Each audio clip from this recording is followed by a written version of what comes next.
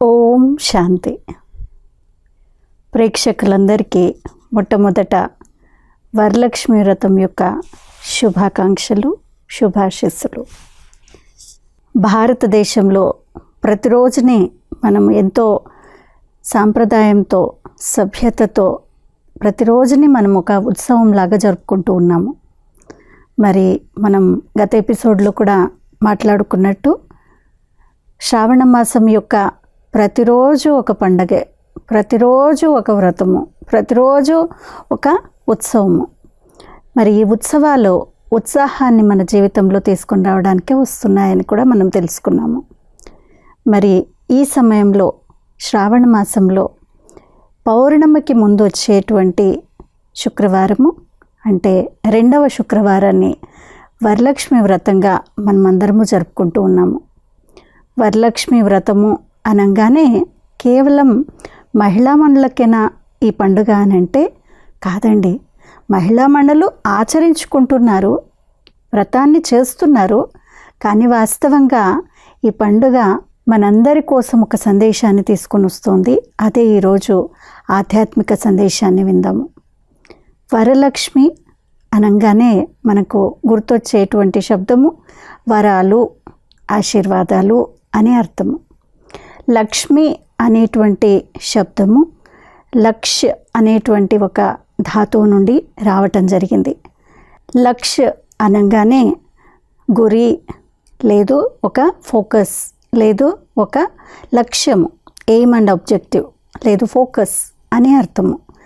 మరి ఏ లక్ష్యాన్ని జీవితంలో మీరు పెట్టుకున్నారు? ఏ లక్ష్యమైనా పెట్టుకోండి. అంటే డాక్టర్గా అవ్వాలనో, లేదు ఇంజనీర్గా కావాలనో, లేదు నేను ఫలానా పొజిషన్ని అచీవ్ చేయాలనో, లేదు నా సంబంధాలు బాగుండాలనో ఏదైనా లక్ష్యాన్ని పెట్టుకున్నారు. కానీ ఈ లక్ష్మి అనేటువంటి శబ్దానికి ఇంకొక అర్థం ఏంటి అంటే లక్షణాలు అనేటువంటిది. అంటే కేవలం లక్ష్యం ఒక్కటే పెట్టుకుంటే సరిపోదు, కానీ దాంతోపాటు లక్షణాలు కూడా మన లోపల తీసుకొని రావాలి. దానికి గుర్తుగానే లక్ష్మి అంటే లక్ష్యము మరియు లక్షణాల యొక్క సమానత. అంటే లక్ష్యం ఏదైతే జీవితంలో పెట్టుకున్నామో మరి అలాంటి పురుషార్థాన్ని, అలాంటి ఎఫర్ట్ మేకింగ్ని కూడా చేయడమే ఈ లక్షణాలని మన లోపల తీసుకొని రావడము. వరలక్ష్మి అంటే వరాలు ఇచ్చేటువంటి తల్లి, ఆశీర్వాదాలను ఇచ్చేటువంటి తల్లి. మరి కేవలం ఈ ఒక్కరోజు ఆ లక్ష్మీదేవికి పూజ చేసుకుంటాము, లేదు దీపావళి రోజు కూడా లక్ష్మీదేవిని పూజ చేస్తూ ఉన్నాము, మరి వరాలని తీసుకుంటూ ఉన్నాము. ఇది ఒకటే సరిపోతుందా? లేదు దీనికంటే కొంచెం ఉన్నతంగా మన జీవితాన్ని వరాలిచ్చేటువంటి ఒక దేవిలాగా, మనమే ఒక లక్ష్మిలాగా తయారవ్వడానికి వీలవుతుందా? లక్ష్మి అనగానే మనకి ఒక కమల పుష్పం మీద కూర్చున్నటువంటి 8 భుజాలు, 4 భుజాల్లో ఉన్నటువంటి ఒక రూపం అనేటువంటిది గుర్తొస్తుంది. కానీ వాస్తవంగా ఈ అన్ని అలంకారాలను ఏవైతే చూపించామో, లేదు వారికి చూపించినటువంటి ఏదైతే ఆసనం చూపించామో వాటన్నిటికీ కూడా ఆధ్యాత్మిక రహస్యం అనేటువంటిది ఉంది. వరలక్ష్మి వరాలిచ్చేటువంటి తల్లిని ఈరోజు ప్రతి ఒక్కరూ అష్టైశ్వర్యాల కోసం పిలుస్తూ ఉంటారు, లేదు అష్టైశ్వర్యాల కోసం పూజ చేస్తూ ఉన్నారు, వ్రతాన్ని చేస్తూ ఉన్నారు. ముఖ్యంగా ఈ వ్రతం ఆచరించేటువంటి సమయంలో మొట్టమొదట కలశ స్థాపనతో మనం పూజను మొదలు పెడతాము. కలశము అని అనగానే పూర్ణ కుంభము మరియు పూర్ణ ఫలాన్ని దాని మీద పెడుతూ ఉన్నాము. అంటే మన జీవితంలో అన్ని సకల సంపదలు, ఐశ్వర్యాలు అన్నిటితో మనం నిండుగా ఉండాలి అనేటువంటి గుర్తుగా దాన్ని పూర్ణ కుంభంతో, అంటే కలశ స్థాపనతో ఈ పండుగని మనం జరుపుకుంటూ ఉన్నాము. అలాగే మన జీవితం కూడా ఒక నిండుగా ఉండేటువంటి పూర్ణ ఫలంగా ఉండాలి, నిండు కుండగా ఉండాలి అనేటువంటిది. అంటే మన లోపల ఏదైతే లక్ష్యాన్ని పెట్టుకున్నామో లక్షణాలు కూడా పూర్ణంగా తీసుకొని రావాలి అనే దానికి గుర్తుగా.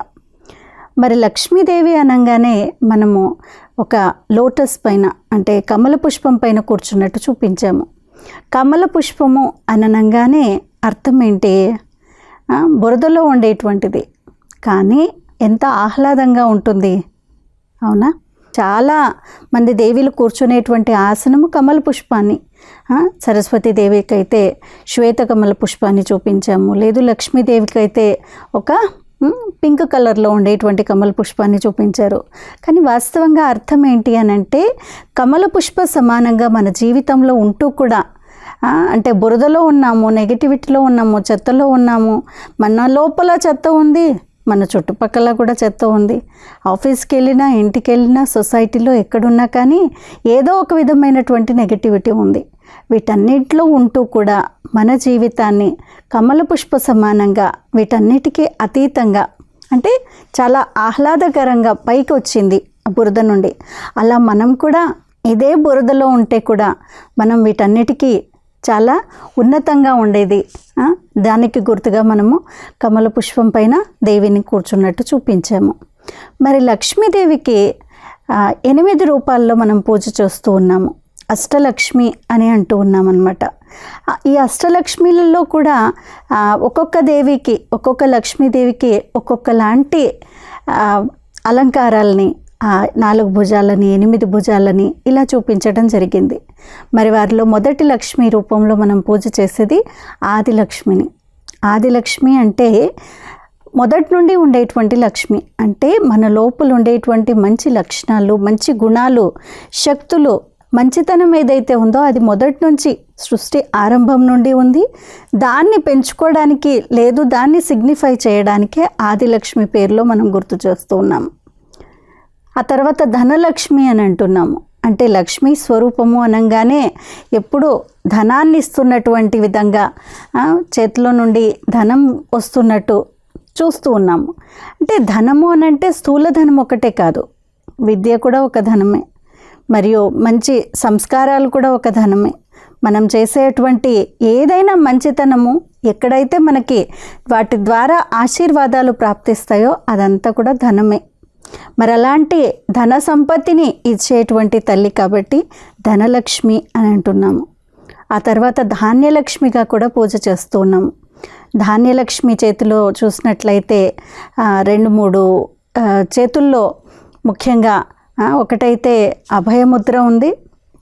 అంటే నేను మీకున్నాను అనేటువంటి అభయముద్రలో చూపించటం జరిగింది. అంటే లక్ష్మీదేవికి ఇచ్చినటువంటి అనేక రూపాల్లో ఇచ్చినటువంటి అనేక పరికరాలు కానివ్వండి, లేదు ఏవైతే వస్తువులు ఉన్నాయో వాటన్నిటికీ కూడా ఒక మీనింగ్ అనేటువంటిది ఉంది. చాలా లక్ష్మీలలో అభయముద్రలో అంటే నేను మీకున్నాను అనేటువంటి ఒక ధైర్యాన్ని, శక్తిని ఇస్తున్న దానికి గుర్తుగా అభయముద్రని, అదేవిధంగా మనం చూసినట్లయితే వరద ముద్రలో కూడా ఉన్నట్టు, చేతులు కిందికి వెళ్ళినట్టు వరద ముద్ర అంటే వరదానాలు ఇచ్చేటువంటి తల్లిగా కూడా మనం చూపించటం జరిగింది. అదే కొన్ని చేతుల్లో చూసినట్లయితే, స్పెషల్లీ ధాన్యలక్ష్మి చేతిలో చూసినట్లయితే అనేక రకాలైనటువంటి పంటల్ని చూపించటం జరిగింది. అంటే ఈ పంటలన్నీ ప్రకృతిని మరియు పురుషుని యొక్క సమానత్వాన్ని ఇచ్చేటువంటి గుర్తు. మరి ప్రకృతి లేకపోతే, ధాన్యం లేకపోతే మనము ఏమీ చేయలేము, బతకలేము. కాబట్టి ఒక బ్యాలెన్స్ని ఈ సృష్టి పైన ఇస్తున్నటువంటి తల్లి కాబట్టి వారిని ధాన్యలక్ష్మిగా చూపించాము. ఇంకా కొన్నిసార్లు పూర్ణ కలశంతో ఉన్నట్టు లక్ష్మీదేవి చెయ్యిని చూపించడం జరిగింది. అంటే సంపూర్ణతకి గుర్తుగా చూపించడం జరిగింది. అలాగే కొన్నిసార్లు చూసినట్లయితే విల్లు, బాణం కూడా చూపించడం జరిగింది. ఇలా రకరకాల రూపాలు ఏవైతే మనం చూస్తూ ఉన్నామో అన్నిటికీ ఒక మీనింగ్ అనేటువంటిది ఉంది. ఆ తర్వాత ధైర్యలక్ష్మి రూపంలో, లేదు వీరలక్ష్మి రూపంలో, అంటే మన లోపల ఎలాంటి పరిస్థితులు వచ్చినా కానీ ఎప్పుడూ చంచలం అవ్వకుండా, చలించకుండా, వాటి నుండి దుఃఖాన్ని పొందకుండా ఎప్పుడూ ధైర్యము, సాహసము, మన లోపల ఉండేటువంటి ఓర్పు, నేర్పు, పేషెన్స్ ఇవన్నీ పెంచుకునే దానికి గుర్తుగా ధైర్యలక్ష్మి లేదు వీరలక్ష్మిగా చెప్పడం జరిగింది. ఆ తర్వాత విద్యాలక్ష్మి అని అంటున్నాము. అంటే విద్యను ప్రసాదించేటువంటి తల్లి. మరి ఏ విద్యను ప్రసాదించే తల్లి? స్కూల్లో నేర్చుకునేటువంటి విద్య నిన్న విద్య అని అంటే, లేదు ఇంకా ఏదైనా విద్య ఉందా? మరి విద్యాలక్ష్మి అని అంటే మన లోపల ఉండేటువంటి గుణాలను పెంచుకోవడానికి కోసం ఈరోజు ఏవైతే టాలెంట్స్ కావాలో, స్పెషాలిటీస్ ఉండాలో, లేదు ఏవైతే వృత్తులు ఉన్నాయో అవన్నీ నేర్చుకునే దానికోసం అన్ని రకాలైనటువంటి పనులన్నీ కూడా మన లోపల తీసుకొని రావడానికి మనం పూజ చేస్తున్నటువంటి లక్ష్మీదేవి విద్యాలక్ష్మి. ఆ తర్వాత గజలక్ష్మి అని అంటున్నాము. అంటే ఈ ప్రపంచం యొక్క బ్యాలెన్స్ని తీసుకొని రావడానికి విశ్వంలో అనేక రకాలైనటువంటి జంతు జీవరాశులు కూడా ఉన్నాయి మానవులతో పాటు. అన్నిట్లో ఒక సామరస్యాన్ని తీసుకొని రావడానికి కోసం గుర్తుగా గజలక్ష్మి రూపంలో వారితో పాటు ఏనుగులను చూపించటం జరిగింది. అంటే వాటిలో ఉండేటువంటి ఏదైతే తీక్షణమైనటువంటి దృష్టి కానివ్వండి, లేదు భుజబలం కానివ్వండి, వాటిలో ఉన్నటువంటి శక్తి కానివ్వండి, వాటన్నిటినీ మన లోపల తీసుకొని వచ్చేదానికి గుర్తుగా గజలక్ష్మి. అలాగే చూసినట్లయితే సంతానలక్ష్మి అని అంటున్నాము. ఈ ముందు చెప్పినటువంటి ఏవైతే లక్షణాలు, గుణాలు ఇవన్నీ ఏవైతే ఉన్నాయో ఆత్మకు ఉన్నటువంటి పిల్లలు లాంటివి, ఆత్మలో ఉండేటువంటి ఈ గుణాలు, వీటన్నింటినీ మనం పెంచుకోవడము, ఇదే సంతానాభివృద్ధిని చేయడము. వాస్తవంగా భక్తి మార్గంలో మనం పిల్లల కోసం కూడా సంతాన లక్ష్మి వ్రతాలు చేస్తూ ఉంటారు. కానీ మన లోపల ఈ మంచి సంతానాన్ని ఇంకా పెంచుకునే దానికి గుర్తుగా, అనేక రకాలైనటువంటి శక్తులు, గుణాలను పెంచుకునే దానికి గుర్తుగా సంతాన లక్ష్మిని పూజిస్తున్నాము. మరి అంతిమ రూపం చూసినట్లయితే లక్ష్మీదేవిది విజయలక్ష్మి రూపంగా మనం పూజ చేస్తూ ఉన్నాము. విజయలక్ష్మి అని అంటే విజయాన్ని చేకూర్చేటువంటి తల్లి అని అర్థం. మరి ఏ విజయాన్ని పొందాలి? వాస్తవంగా మన లోపల ఉండేటువంటి పంచవికారాలపైన విజయం పొందటము, అది ముఖ్యమైనటువంటి విజయం. లేదు మన లోపల ఉండేటువంటి అవగుణాలు, వికారాలు, బలహీనతలు, ఈ గుణాలన్నిటిపైన విజయాన్ని పొందడానికి గుర్తుగా విజయలక్ష్మిని చూపించటం జరిగింది. మరి ఇలాంటి విజయాన్ని చేకూర్చేటువంటి తల్లి కాబట్టి, అంటే ఈ లక్షణాలన్నీ వస్తే మన లోపల తప్పకుండా విజయం అనేటువంటిది మనకు లభిస్తుంది. దానికి గుర్తుగా విజయలక్ష్మి రూపాన్ని మనము పూజ చేస్తూ ఉన్నాము. ఇలా అష్టలక్ష్ముల రూపంలో అష్టదేవీలకి మనం పూజ చేస్తున్నాము, అష్ట ఐశ్వర్యాలను పొందాలి అని. మరి ఈ లక్షణాలన్నీ మన లోపల తీసుకొని వచ్చినట్లయితే మనమే మన లోపల మనమే వరదానాన్ని ఇవ్వడము, మరియు ఇతరులకు కూడా వరదానాలను ఇచ్చేటువంటి ఆశీర్వాదాల బలంతో ముందుకు వెళ్ళేటువంటి జీవితమే వరలక్ష్మి వ్రతము. అంటే వ్రతాన్ని ఆచరించటం ఒక్కటే కాదు, ఆ వరలక్ష్మి స్వరూపంగా మన జీవితంలో తయారయ్యేటువంటి ఒక సంకల్పాన్ని ఈరోజు మనం తీసుకుందాము. మరి వరలక్ష్మి వ్రతంలో ముఖ్యంగా దేవికి అనేక రకాలైనటువంటి పళ్ళని సమర్పిస్తూ ఉన్నాము. శ్రావణ మాసం అనగానే రకరకాల పుష్పాలు, ఫలాలు ఇవన్నీ కనిపిస్తూ ఉంటాయి. అంటే చాలా మంచి సమయం అన్నమాట ప్రకృతిలో.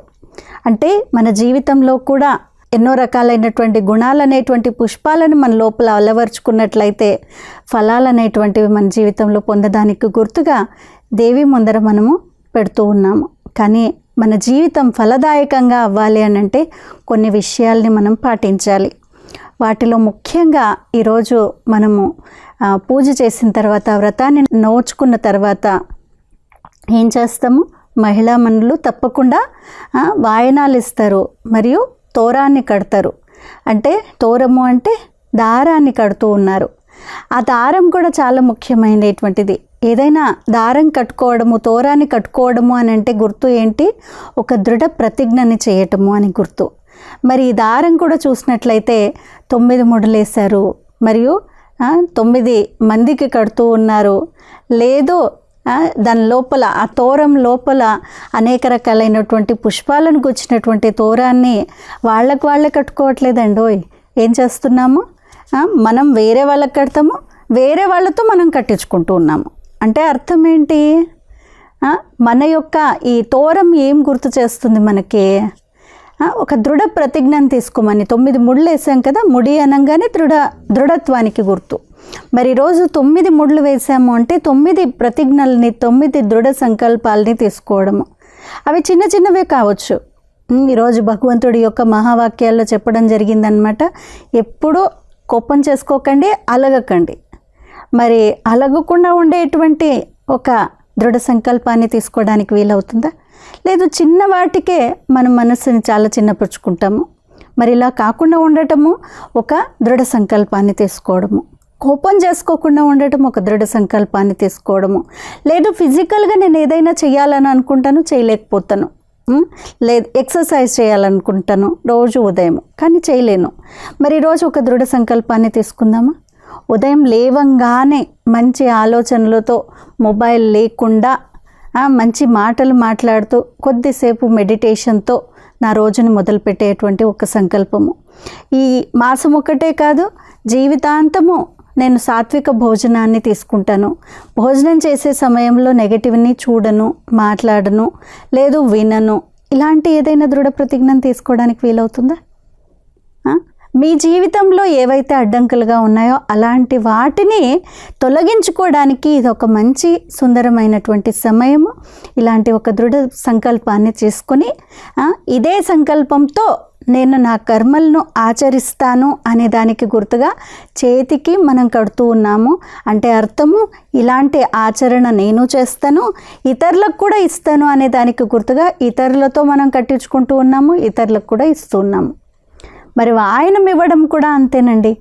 వాయనం ఇచ్చినప్పుడు ఎంతో ప్రేమగా, ఎంతో ఆదరణతో చిన్నవారు కానీ పెద్దవారు కానీ వారికి కుంకుమ పసుపు, ముత్తైదువులకైతే మరి వారికి గంధాన్ని పోయడము, వారి పాదాలకు కూడా పసుపు రాస్తూ ఉన్నారు. ఈ తోరానికి కూడా పసుపును రాస్తూ ఉన్నాము. పసుపు అనగానే మనకు తెలుసు శుభ సూచకమని. అదే హెల్త్ పరంగా కూడా చూసినట్లయితే anti fungal, anti inflammatory, antibiotic చాలా రకాలైనటువంటి గుణాలు ఉన్నాయి అని. అంటే మన జీవితాన్ని మంగళప్రదంగా, శుభప్రదంగా చేసుకోవాలి. ఆ తోరాన్ని కట్టుకున్నప్పుడు కూడా చేతుల్లో ఊరికే అలా వదిలేము. మనం ఏం చేస్తున్నాము, చేతిలో పూర్ణ ఫలమైనటువంటి కొబ్బరి చిప్పనైనా పట్టుకుంటాము, లేదు కుంకుమ భరణనైనా పట్టుకుంటాము. అంటే అర్థం ఏంటి? ఇలాంటి శుభ సూచకంగా మనం ఉండాలి, మన జీవితం సంపూర్ణ ఫలదాయకంగా ఉండాలి అనే దానికి గుర్తుగా ఇలాంటివన్నీ చేస్తూ ఉన్నాము. ఇన్ జనరల్ అండ్ టోటల్ ఈ వరలక్ష్మి వ్రతం మనకి ఏం గుర్తు తెప్పిస్తుంది? ఒకటైతే మనతో మనము చాలా మంచిగా, ప్రేమగా, లేదు ఆనందంగా ఈ సమయం అంతా గడపాలి అని. రెండోది మన ఫ్యామిలీతో అందరితోనూ కలిసి ఉంటున్నాము. మూడోది పేరంటాలకు వచ్చినప్పుడు, పసుపు కుంకాలకు పిలిచినప్పుడు ఏమవుతోంది, ఒక ఇంటి నుండి ఇంకొక ఇంటికి అందరూ కలవటము. అంటే సామాజికంగా సమాజం అందరూ కూడా కలిసిమెలిసి ఉండేదానికి గుర్తుగా. ఇంకొక ఆస్పెక్ట్లో చూసినట్లయితే స్త్రీలకి పెద్దపీట వేయడము. అంటే ఈరోజు సమాజంలో ఉన్నటువంటి కునీతి, అత్యాచారాలు, అనాచారాలు, స్త్రీలపైన చేస్తున్నటువంటి ఏవైతే ఉన్నాయో వీటన్నిటినీ రూపుమాపి దేవికి ఒక పెద్దపీట వేశాము. అంటే స్త్రీలకి గౌరవాన్ని ఇవ్వడానికి గుర్తుగా. ఇలా రకరకాలైనటువంటి యాంగిల్స్లో ఈ పండుగని మనం చేసుకుంటూ ఉన్నాము. మీరు తప్పకుండా ఈ పండుగని ఆచరించండి. కానీ దానికంటే ముఖ్యంగా మీ జీవితమే ఒక వరలక్ష్మి స్వరూపంగా, మీరే వరాలనిచ్చేటువంటి ఓ మహాతల్లి, మహాలక్ష్మిలాగా తయారైతే మీరు చేసినటువంటి ఈ వ్రతానికి అర్థం అనేటువంటిది ఉంటుంది. ఇలాంటి అర్థంతోనే మీరు ఆచరించండి. మరొకసారి మీ అందరికీ వరలక్ష్మి వ్రతం యొక్క శుభాకాంక్షలు. ధన్యవాదాలు. ఓం శాంతి.